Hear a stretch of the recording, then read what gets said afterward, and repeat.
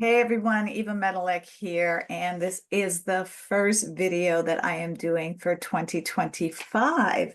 So thank you for watching in advance. What I want to talk about in this video is abundance. Now, a funny thing happened in my meditation this morning. I wanted to do just a quick 5-minute meditation, and I came across one on YouTube. I talked about abundance. Now, having a scarce mindset has always been a challenge for me based on how I was raised. And for those of you who were raised by Depression era parents, you may recognize some of the scarcity that just creeps into every area of your life. And when you're raised in that environment, it kind of seeps into your life too in little ways. I often share how I use the last drop of lotion or shampoo or conditioner and hate being wasteful. And one of my superpowers is creating full meals out of other leftover meals in the fridge. And that's in part to do with my fear of wasting things. And I think it has a lot to do with being scarce. So when I saw this meditation, 5-minute meditation on abundance, I thought, cool, what a way to start 2025 with an abundant mindset. Well, abundance generally is associated with prosperity and positivity. But what I found while I was thinking about abundance in that meditation was I started to get overwhelmed. And I really, in my gratitude for the abundance that I have in life, I found myself overwhelmed by, dare I say, if there is such a thing, having too much abundance. Now, yes, there are areas in my life where I am lacking and do not have the abundance, but the overwhelming part of my life is filled with abundance, whether it's clothing or skincare products or food in the fridge, things that I'm grateful for, rooms in my house, places to sleep within my own home. And there's just the two of us here. And of course, Lexi, I mean, my God, Lexi's abundance. She's got a bed in every room on every floor, treats and toys everywhere.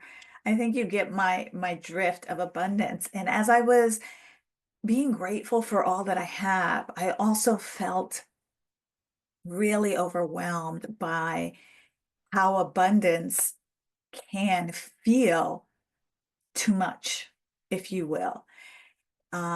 Take, for example, an abundance of opportunities in your life. How that can feel and become overwhelming is decision fatigue. Having too many choices, if you will, can cause mental exhaustion. Constantly needing to, weigh your options and decide, and it could drain you mentally. For example, you could feel paralyzed when you have so many opportunities and you have to make a decision like, what is the best decision for me? Will I miss out if I make the wrong decision? What is the consequence of that? That can feel overwhelming. Then we've got time, right? Abundance of things to do, being busy, something I talk about a lot, tasks, opportunities, commitments. That often leads to managing your time, which can be stressful and lead to those feelings of overwhelm and burnout. We have projects to juggle. We're coming off the holidays. Many people, myself included, took some time off to rest and relax, but there was always that little nagging in the back of my head of everything I have to do when work starts again, when I'm back at my computer, serving my clients, creating content, which created that feeling of overwhelm, if you will. Let's just say, oh, I have a good example. I was in New York recently and walking around Times Square the week between Christmas and New Year's, and what an abundance of stimuli, things to do, people everywhere, shops to go into. We went into Macy's because I wanted to be in Macy's in Herald Square.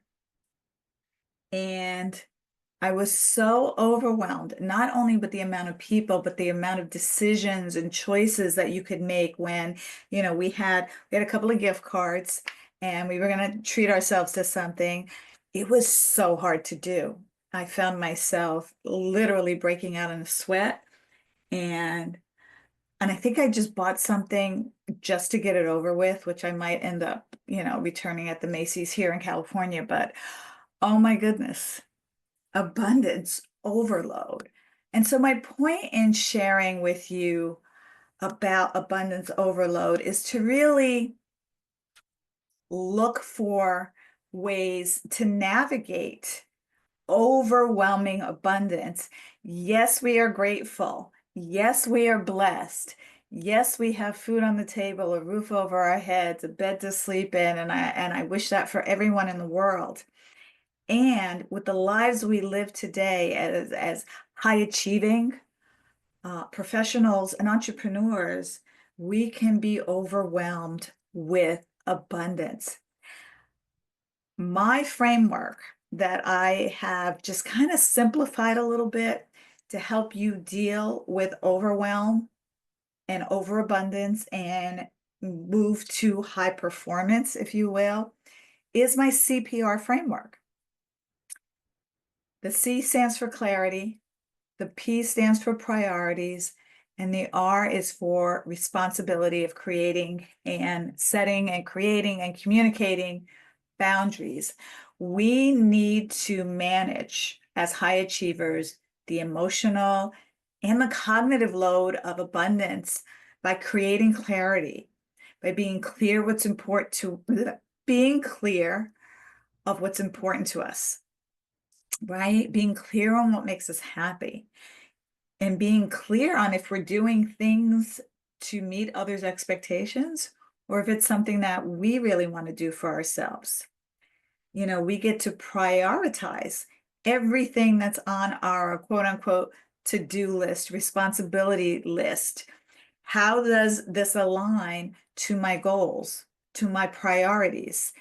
And we don't have to do and be everything everywhere all at once. I mean, that movie was perfectly titled. Personally, I didn't enjoy the movie, but that's another story, because I found it overwhelming. There was so much stimuli in that movie. Oh my God, it's a perfect metaphor. I didn't even think of it.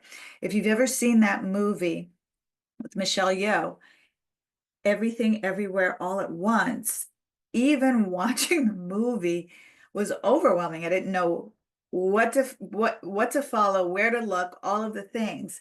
Life can be like that sometimes, and I think that was the point of the movie, but we've got to create clarity so that we can focus on what's important to us and focus on what's in alignment to what our priorities are. And when we do that, the final step is creating boundaries, if you will, to protect our priorities, to protect what's important to us, to really be clear and not kind of go off course, if you will, kind of spin out to pleasing other people and everyone else.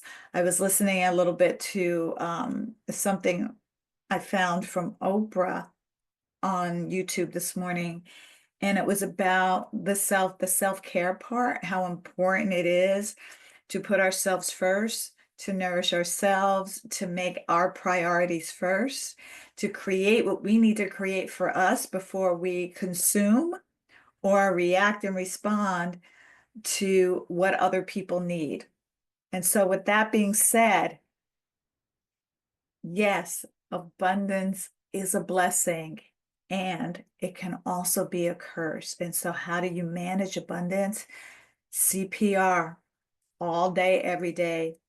Be clear on what's important to you, what makes you happy, what makes you unhappy, and be living in alignment to that. Prioritize your task. Prioritize the things on your to-do list. What is in alignment to what makes you happy. When you are clear on your priorities, it makes it a lot easier to make decisions because is this aligned with what's important to me? All right.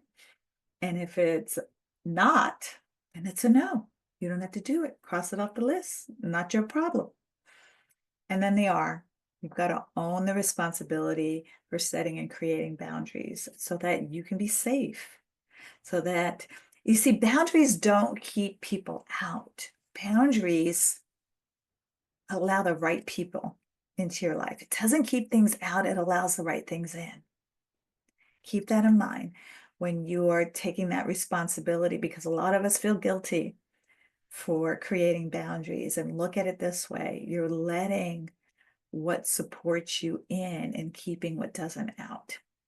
Anyway, I hope that helps. I hope your year is off to a great start and that you are utilizing and implementing the habits and tools to take care of yourself, to manage your energy, to do what's right for you. All right, that's it for me. Bye for now.